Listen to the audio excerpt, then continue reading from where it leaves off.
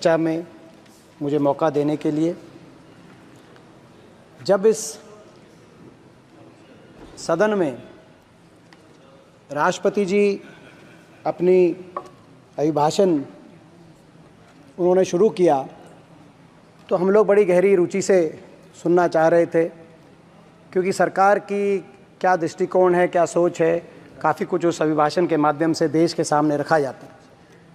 मगर जब धीरे धीरे जैसे जैसे वो आगे बढ़ी तो सबसे पहले तो हमें ये समझ में नहीं आया कि ये अभिभाषण 2024 में बनी हुई भाजपा सरकार के का है या ये अभिभाषण 1977 में बनी जनता पार्टी की मोरारजी सरकार का है या ये अभिभाषण 2014 में बनी प्रथम मोदी सरकार का है।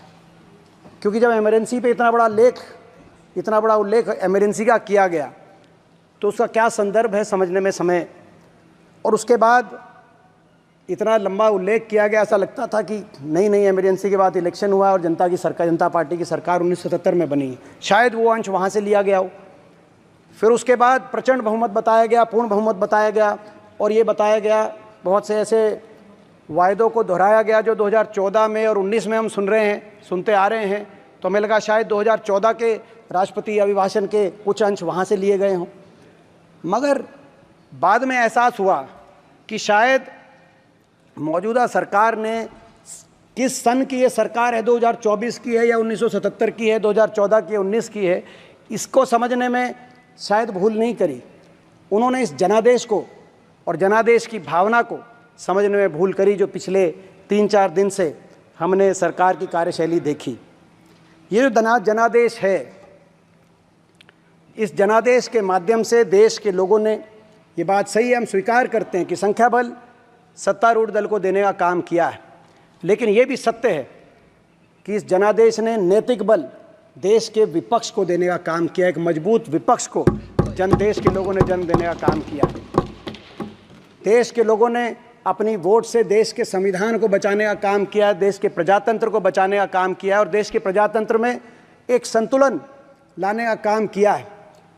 ये नैतिक बल प्रजातंत्र में बहुत करिश्माई है। नैतिक बल, इस नैतिक बल में इतना करिश्मा है कि आपने देखा होगा कि जब ये जनादेश आया तो उसी रात जो प्रचार तंत्र सरकार के लिए झुका रहता था, रात तक टीवी चैनलों पर बहुत से चैनल के एंकर माफ़ी मांग रहे थे, बहुत से सेफोलॉजिस्ट रो रहे थे, हाथ जोड़ रहे थे। जब एनडीए की बैठकें हुई अगले 2-3 दिन में, तो उन बैठकों में कहीं खुशी दिखाई नहीं दे रही थी किसी के चेहरे पर, और जब इंडिया गठबंधन की बैठकें हो रही थी, सभी एक दूसरे के गले मिल रहे थे, हर के चेहरे पे चमक थी, मिठाइयाँ बांटी जा रही थी। ये नैतिक बल का करिश्मा है।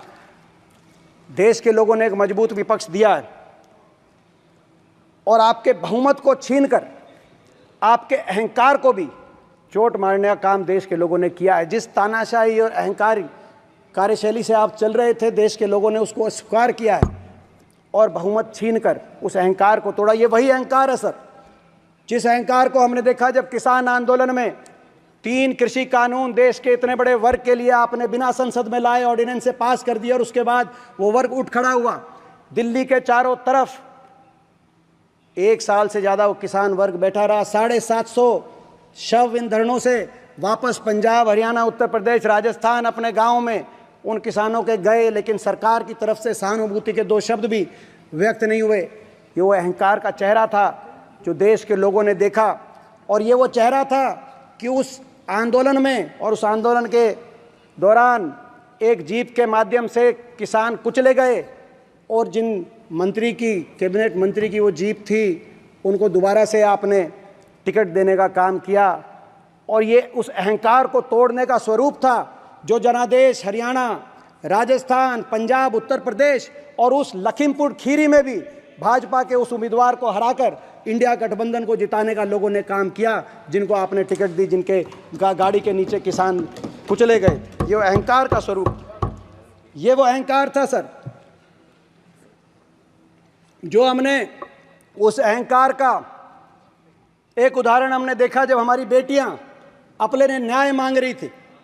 ओलंपिक विजेता खिलाड़ी बेटियां, ओलंपिक विजेता पहलवान बेटियां, हरियाणा की बेटियां अपने ने न्याय मांग रही थी, वो हरियाणा जहां कुरुक्षेत्र हुआ, जहां कुरुक्षेत्र में महाभारत का युद्ध, हमारी देश की महिला की इज्जत के लिए महाभारत जैसा युद्ध हुआ, ये देश के वो संस्कार हैं। वहाँ की बेटियां अपने लिए न्याय मांग रही थी, दिल्ली के जंतर मंतर पे उनको घसीटा जा रहा था। और ये अहंकार का रूप है, जिन्होंने घसीटने के लिए मुख्य आरोपी जो सांसद हैं उन पे मुकदमा सरकार ने दर्ज नहीं किया, सुप्रीम कोर्ट के कहने पे दर्ज करवाया गया, और उनके बेटों को उत्तर प्रदेश में चुनाव में उतारा गया। उत्तर प्रदेश के लोगों ने, हरियाणा के, राजस्थान के, पंजाब के लोगों ने उस अहंकार को तोड़ने का काम किया। और जो हरियाणा की बेटियां, जहां वो अहंकार, हरियाणा की जो बेटियां जिस प्रदेश से आती हैं, मुझे गर्व है कि आज देश में सबसे ज़्यादा विपक्ष की अगर मत प्रतिशत कहीं आई है तो छोटे से प्रदेश हरियाणा के अंदर देश में सबसे ज़्यादा मत प्रतिशत आया है। लोगों ने उस अहंकार को स्वीकार करने का काम किया। ये वो अहंकार ही था। एक दिन में 146 सांसदों को, संपूर्ण विपक्ष को एक दिन के अंदर निलंबित करने का काम हुआ। ये वो अहंकार था। देश के लोगों ने उस अहंकार को अस्वीकार करके 234 इंडिया गठबंधन के सांसदों को संख्या बढ़ाकर यहाँ भेजकर और आपसे बहुमत छीनकर यहाँ पे संतुलन साहब बनाने का काम किया, अहंकार को तोड़ने का कार्य किया। वो फैसला सरकार का नहीं होता है, वो फैसला पीठ का था। ये वो अहंकार ही था, जिस अहंकार की वजह से हर वर्ग को पिछले कुछ वर्षों में अपनी हितों की रक्षा करने के लिए सड़क पे आना पड़ा। और सरकार ने हर वर्ग की अनसुनी करी, और हर बार सरकार कहीं ना कहीं अत्याचारी के साथ खड़ी दिखाई दी। हाथरस की बात हो, लखीमपुर खीरी की बात हो, महिला पहलवानों की बात हो, सरकार पीड़ितों के साथ नहीं, अत्याचारियों के साथ खड़ी दिखाई दी। ये वो अहंकार था। हर वर्ग को सड़क पे आना पड़ा। हरियाणा में हमने देखा लोगों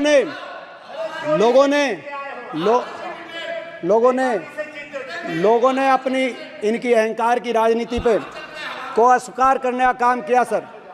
और इनकी अहंकार की नीति के साथ साथ लोगों ने इनकी बनाम की राजनीति को भी अस्वीकार करने का काम किया। बनाम की राजनीति, एक देशवासी को दूसरे देशवासी के आमने सामने खड़ा करने की नीति को लोगों ने अस्वीकार करने का काम किया। कभी नारे आ रहे थे उत्तर बनाम दक्षिण। मैं आपको बताना चाहता हूं, उत्तर बनाम दक्षिण की बात करने वालों को मैं बताना चाहता हूं, इंडिया गठबंधन का सबसे ज्यादा मत प्रतिशत पूरे देश के 28 प्रदेशों में अगर 47.6% मत प्रतिशत कहीं आया है तो दिल्ली के 3 तरफ बसे हुए हरियाणा के अंदर आया, उत्तर भारत में आया। इंडिया गठबंधन का सबसे ज्यादा मत प्रतिशत कहीं आया है। उत्तर बनाम दक्षिण, इस बनाम की राजनीति, कहीं धर्म को आधार मान के बनाम, एक धर्म बनाम दूसरा धर्म, कहीं जाति को आधार बना के बनाम। उत्तर प्रदेश में धर्म के आधार पे बनाम की राजनीति को, धर्म के आधार पे ध्रुवीकरण की राजनीति को लोगों ने अस्वीकार किया है।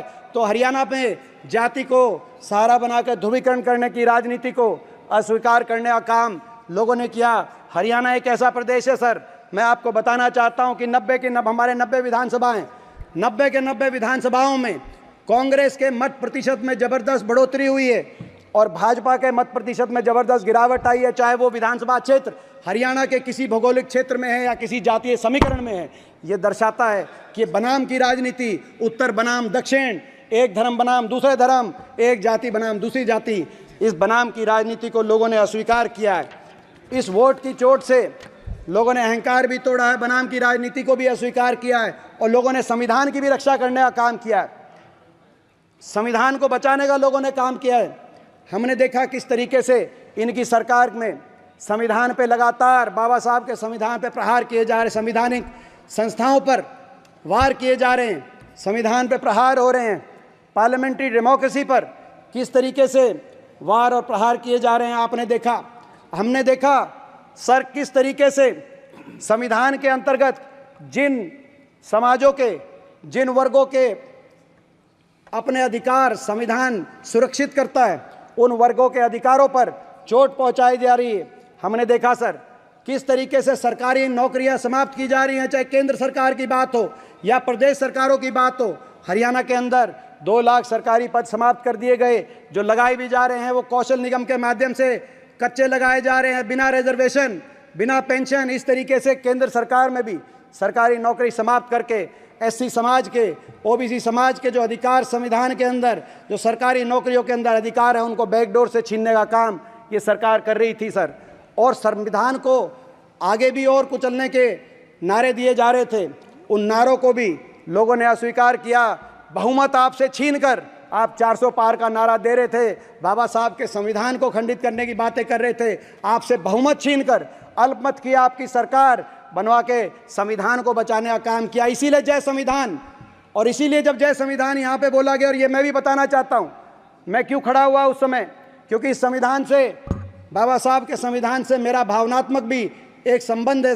स्पीकर सर, जब ये संविधान बना, ये जो संविधान, जिस संविधान के आधार पर देश चलता है, संसद चलती है, ये संविधान बना इसी संसद के परिसर में बाबा साहब के नेतृत्व में जब संविधान बना, तो मेरे स्वर्गीय दादाजी चौधरी रणबीर सिंह हुड्डा जी भी उस संविधान सभा के एक सदस्य थे। और जब संविधान की मूल प्रति पे दस्तखत किए गए, तो बाबा साहब के साथ साथ पंडित जवाहरलाल नेहरू, सरदार पटेल, मौलाना आज़ाद और चौधरी रणबीर सिंह हुड्डा जी के भी दस्तखत उस संविधान की मूल प्रति पे अंकित हैं। जब यहाँ पे जय संविधान बोला गया और पीठ से और आसन से उस पर टोट टिप्पणी की गई, तो मैं समझता हूँ मेरा एक कर्तव्य मैंने महसूस किया कि ये पूछना कि इस पर किसी को आपत्ति नहीं होनी चाहिए थी। उसके बाद जो उन्होंने पीठ की तरफ से आगे जो कहा गया, मैं उसका सही कहा गया कि गलत कहा गया, इसका फैसला मैं देशवासियों पे छोड़ता हूँ और मैं इस महान सदन के पीठ पर और आसन पर मैं छोड़ता हूँ। मगर लोगों ने संविधान की रक्षा की, अहंकार तोड़ा, आपकी बनाम की राजनीति को नकारने का काम किया। मैं स्पीकर सर, मैं कुछ अभिभाषण को मैं आगे पढ़ रहा था, ये समझ में आ गया कि जनादेश भूल तिथि में नहीं है, कौन से सन की सरकार है, जनादेश को समझने में भूल है सरकार द्वारा। फिर मैंने आगे पढ़ा अभिभाषण, उसमें मैं देख रहा था कि पिछले 10 साल के कुछ नारे थे, कुछ वायदे थे, उनका कहीं कोई जिक्र नहीं आया। मैंने ठीक समझा कि आपसे के माध्यम से मैं याद दिला दूं। कहा गया था 2 करोड़ रोजगार देंगे, मगर इसमें आज हम देख रहे हैं सर 45 साल में रिकॉर्ड बेरोजगारी, एक ऐसी ज्वलंत समस्या, 45 साल का रिकॉर्ड बेरोजगारी का आज इस सरकार ने बनाने का काम किया। लेकिन अभिभाषण में बेरोजगारी शब्द, एक बार भी बेरोजगारी शब्द का प्रयोग नहीं किया गया, जैसे बेरोजगारी की समस्या ही नहीं हो। आज आपके सामने, आज देश की हकीकत आपके सामने, देश में जहां एक और सबसे ज़्यादा बेरोजगारी 45 साल में, तो देश में सबसे ज़्यादा बेरोजगारी आज हरियाणा में। शायद इसीलिए देश में सबसे ज़्यादा विपक्ष को मत प्रतिशत आज हरियाणा में इस चुनाव में मिला है। और ये आपकी सरकार ने जवाब दिया पिछले सत्र में, जब मैंने सवाल पूछा था कौन से प्रदेश में कितनी बेरोजगारी, सबसे ज़्यादा बेरोजगारी आज हरियाणा प्रदेश में